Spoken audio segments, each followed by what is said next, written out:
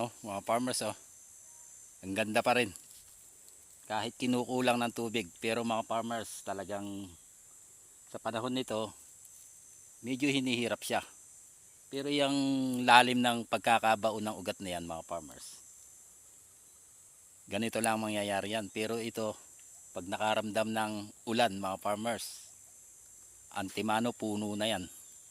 Kasi mga farmers, pag nagtanim tayo ng tag-ulan, pansinin nyo yung mga farmers, pag nagtanim ka ng tag-ulan, kunwari ito yung puno, ito yung ating seedling na itinanim. Ito kunwari ito mga farmers siyempre mga farmers, luag na luag yon.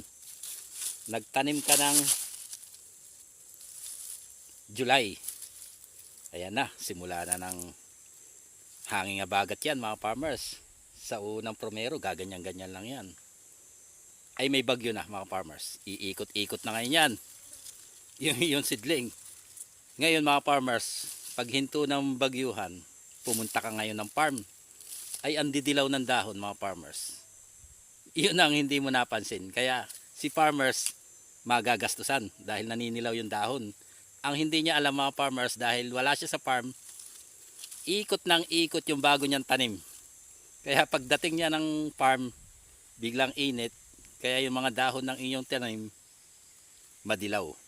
At akala niya mga farmers mamamatay. Yung pala, pinaglaruan na ng hangin.